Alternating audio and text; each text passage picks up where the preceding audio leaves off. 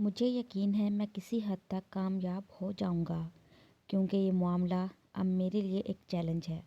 میں اکثر چیلنج سرخرو ہو جاتا ہوں، مگر اس کے لیے مجھے تمہاری ضرورت پڑے گی۔ تم عدالت کی مدد سے یہ کیس دوبارہ کھلواؤ، باقی میں دیکھ لوں گا۔ رئیس نے کہا، کیا واقعی میں تم قاتل کو پکڑ لو گے؟ اظہر نے کہا، ہاں میں پوری جان لڑا دوں گا۔ رئیس نے کہا، تو ٹھیک ہے، تم قاتل کو عدالت تک لانا، باقی میں اسے عدالت سے گھر واپس نہیں جانے دوں گا کیونکہ وہ جیل میں جائے گا انشاءاللہ۔ اظہر نے کہا، تو ہم کل سے ہی کام پر لگ جاتے ہیں۔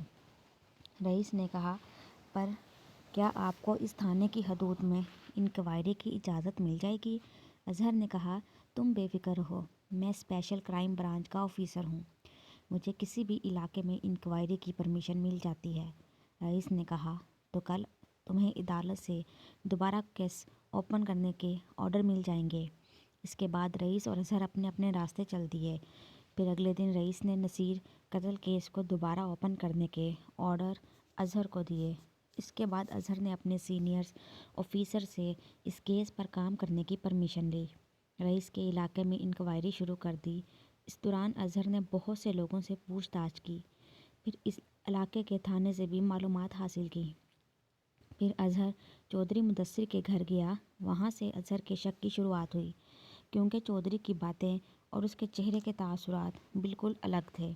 پھر اظہر نے رئیس سے چودھری کے بارے میں پوچھ گچھ کی۔ اس کے بعد پھر سے اظہر چودھری کے گھر گیا، پھر سے چودھری سے پوچھ تاچھ کی۔ اتنے میں اظہر کی نظر ایک لڑکے پر پڑی جو کہ حویلی میں اظہر کی آمد سے بے خبر ہاتھ میں ایک تیز دھار خنجر لیے حویلی کے لاؤن میں پھر رہا تھا۔ اظہر نے چودھری مدثر سے اس کے بارے میں پوچھا تو چودھری نے کہا کہ وہ میرا بیٹا ہے۔ پھر اظہر نے پوچھا کہ وہ خنجر لے کر کیوں گھوم رہا ہے تو چودھری نے بوکھلاہٹ میں کہا، ہاں وہ کوئی پھل وغیرہ کاٹ کر کھانے کے لیے پکڑا ہوگا، وہ وہاں پھل کے درخت لگے ہیں نا، اس لیے۔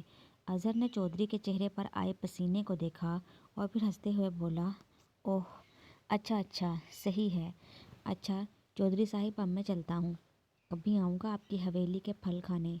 یہ کہتے ہوئے اظہر چودھری کی طرف دیکھ کر مسکرانے لگا اور چودھری خاموشی سے کچھ دیر اظہر کو دیکھنے کے بعد بولا، جی ہاں ضرور آئیے گا، ضرور، کیوں نہیں، یہ آپ ہی کی حویلی ہے۔ اس کے بعد اظہر وہاں سے چلا گیا اور اس نے رئیس کو بتایا کہ مجھے لگتا ہے چودھری مدثر یا اس کے بیٹے کا ہاتھ تمہارے بابا کے قتل میں ہے، لیکن ابھی میں پوری طرح سے یہ بات نہیں کر سکتا، لیکن اب مجھے ایک سراغ مل گیا ہے اور وہ چودھری کے بیٹے کے ہاتھ میں دیکھا ہوا وہ خنجر۔ رئیس نے کہا، کیسا خنجر؟ اظہر نے کہا، وہ چودھری کے لڑکے کے ہاتھ میں تھا، لیکن چودھری نے کہا کہ وہ اس کے بیٹے نے کسی پھل کو کاٹنے کے لیے پکڑا ہوا تھا، لیکن جس طرح وہ خنجر کو ہاتھ میں گھما رہا تھا اس سے لگتا ہے کہ وہ اکثر خنجر ہاتھ میں ہی رکھتا ہے۔ ویسے بھی وہ خنجر پھل یا سبزی کاٹنے والا خنجر نہیں بلکہ وہ شکاری خنجر ہے جو کہ کسی قاتل یا کمانڈوز کے پاس ہوتا ہے، اس لیے اب مجھے چودھری کے بیٹے پر نظر رکھنی ہوگی۔ رئیس نے کہا، پر چودھری یا چودھری کا بیٹا میرے بابا کو کیوں مارے گا جبکہ اس کا بیٹا تو میرے بابا کو جانتا بھی نہیں تھا؟ اظہر نے کہا، ہو سکتا ہے کہ تمہارے بابا کی چودھری سے تلخ کلامی ہو گئی ہو، چودھری کے بیٹے سے یہ دیکھا نہ گیا ہو، تبھی اس نے تمہارے بابا کو قتل کر دیا ہو۔ رئیس نے کہا، پکا تو نہیں کہہ سکتا کہ ایسا ہوا ہوگا، پر بابا کبھی چودھری کے سامنے بولے نہیں تھے، جبکہ چودھری بابا کے ساتھ بہت برا سلوک کرتا تھا۔ اظہر نے کہا، پھر تو سمجھو کہ میرا شک اور مضبوط ہو گیا ہے چودھری اور اس کے بیٹے پر۔ یہ کہتے ہوئے اظہر وہاں سے چلا گیا۔ پھر اظہر نے فرحان پر نظر رکھنی شروع کر دی۔ اسی طرح آہستہ آہستہ اظہر کے شک کا گھیرا فرحان کے گرد تنگ ہونے لگا۔ پھر ایک دن بہت تیز بارش ہو رہی تھی اور اظہر فرحان کا پیچھا کرتے ہوئے ایک چائے کے ڈھابے پر گیا اور وہاں بیٹھ کر اخبار پڑھنے لگا۔ فرحان نشے میں دھت اس ڈھابے والے کے پاس گیا اور اس کو چائے کا آرڈر دے کر باہر والی سائڈ پر کرسی رکھ کر بیٹھ گیا۔ اب اظہر اور فرحان کے علاوہ ڈھابے پر اور کوئی نہیں تھا سوائے ڈھابے والے کے، جو اپنے کاموں میں مصروف تھا۔ اتنے میں فرحان کا ایک دوست آیا، وہ بھی کرسی کے فرحان کے پاس رکھ کر فرحان کے ساتھ بیٹھ گیا۔ دونوں باتیں کرنے لگے۔ تبھی اظہر اپنی جگہ سے اٹھ کر فرحان کے پیچھے پڑی ہوئی کرسی پر بیٹھ کر اخبار پڑھنے لگا۔ اب اظہر کو فرحان کی باتوں کی آواز صاف سنائی دے رہی تھی۔ ابھی فرحان اپنے دوست سے باتیں کر ہی رہا تھا کہ اتنے میں بارش کا پانی ڈھابے کے باہر ایک سائڈ پر اکٹھا ہونے لگا۔ اس میں بلبلے بننے لگے اور باتیں کرتے فرحان کی نظر اچانک ان پانی کے بلبلوں پر پڑی تو فرحان نے اپنے دوست سے باتیں کرنا بند کر دی۔ پانی کے بلبلوں کو غور سے دیکھنے لگا، پھر اٹھ کر ان بلبلوں کے پاس جا کر کھڑا ہو گیا۔ تبھی اس کے دوست نے کہا ارے چودھری صاحب، کیا ہوا؟ وہاں پانی میں کیا دیکھ رہے ہو؟ فرحان نے کہا ارے یار کچھ نہیں، یہ پانی کے بلبلوں کو دیکھ رہا ہوں۔ بھلا یہ بھی کسی چیز کی گواہی دے سکتے ہیں؟ بتا مجھے۔ فرحان کے دوست نے کہا یار فرحان، یہ کیا پاگلوں جیسی باتیں کر رہا ہے؟ بلبلے گواہی؟ مجھے تو کچھ سمجھ نہیں آ رہا۔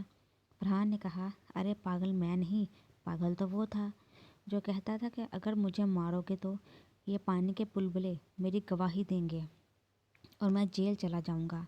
فرحان کے دوست نے کہا ارے کون پاگل ایسا کہہ رہا تھا تجھے؟ فرحان نے ہنستے ہوئے کہا ارے تھا ایک پاگل کسان، ہمارے پاس کام کرتا تھا، بہت زبان چلنے لگی تھی اس کی۔ پھر ایک دن ایسے ہی بارش ہو رہی تھی۔ یہ کہتے ہوئے فرحان نے خنجر نکالا اور اپنے دوست سے کہا یہ خنجر دیکھ رہا ہے، میں نے اسی سے اس کو ادھیڑ کر رکھ دیا تھا۔ وہ پاگلوں کی طرح ان بلبلوں سے گواہی کی امید کر رہا تھا، لیکن آج تک اس کے قتل کا سراغ نہیں ملا کیونکہ اس پاگل کو ان بلبلوں پر بھروسہ تھا۔ یہ کہتے ہوئے فرحان نے اپنا پاؤں پھر سے ان بلبلوں پر مارا۔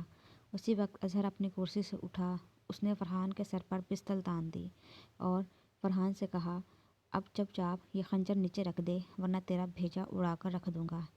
فرحان نے جلدی سے خنجر کرسی پر رکھا اور پھر حیرانی سے اظہر کی طرف دیکھتے ہوئے کہا ارے تم کون ہو؟ اظہر نے کہا special officer crime branch Azhar Shah. یہ سنتے ہی فرحان کا دوست وہاں سے فوراً بھاگ گیا۔ پھر اظہر نے ایک رومال جیب سے نکال کر خنجر پکڑ لیا اور فرحان کو کہا اب کسی کرسی پر بیٹھ کر دونوں ہاتھ پیچھے کی طرف باندھو، جلدی کرو ورنہ گولی چل جائے گی۔ فرحان نے جلدی سے کانپتے ہوئے دونوں ہاتھ پیچھے کر لیے۔ پھر اظہر نے جیب سے چھوٹی ہتھکڑی نکالی اور فرحان کے ہاتھوں میں ڈال دی۔ اب فرحان بے بس ہاتھوں میں ہتھکڑی پہن کر کرسی پر بیٹھا ہوا تھا۔ پھر اظہر نے پستول واپس اپنی شرٹ کے نیچے بیلٹ میں لگا لی، کرسی رکھ کر فرحان کے سامنے بیٹھ گیا اور فرحان سے کہا چودھری صاحب، وہ مقتول کسان پاگل نہیں تھا، اس نے صحیح کہا تھا کہ پانی کے بلبلے ہی میری گواہی دیں گے۔ آج ان پانی کے بلبلوں کے تیرے خلاف گواہی دے کر تجھے پکڑوا ہی دیا۔ اب اسی کسان کا بیٹا تجھے جیل میں ڈلوا کر تجھ سے مشقت کروائے گا۔ یہ کہتے ہوئے اظہر نے فرحان کو پکڑا اور اسے لے جا کر دور کھڑی گاڑی میں ڈالا اور لے گیا۔ پھر اظہر نے تھانے لے جا کر فرحان کی اچھے سے مرمت کی تو فرحان نے سب کچھ اگل دیا۔ پھر اظہر نے اس کو عدالت میں پیش کیا جہاں رئیس نے اسے عمر قید کی سزا دلوائی، جبکہ چودھری مدثر نے اس دوران بہت تگڑے وکیل کے ذریعے فرحان کو چھڑوانا چاہا، لیکن رئیس کی دلیلیں اور فرحان کے دوست کے سامنے کی ہوئی باتیں، پھر عدالت کے سامنے فرحان کے اعتراف جرم کی وجہ سے عدالت نے فرحان چودھری کو عمر قید کی سزا سنائی۔ اس کے بعد رئیس نے اظہر شاہ کا شکریہ ادا کیا تو اظہر نے کہا ارے دوست میرا نہیں بلکہ اللہ کا شکر ادا کرو، کیونکہ اسی نے بارش بھیجی اور بارش کی وجہ سے پانی کے بلبلے بنے اور بلبلوں نے گواہی دی۔ رئیس نے آسمان کی طرف دیکھتے ہوئے کہا یا اللہ، واقعی میں جب تو عدالت لگاتا ہے تو شاطر سے شاطر مجرم بھی نہیں بچ سکتا۔ بے شک تو بہتر انصاف کرنے والا ہے۔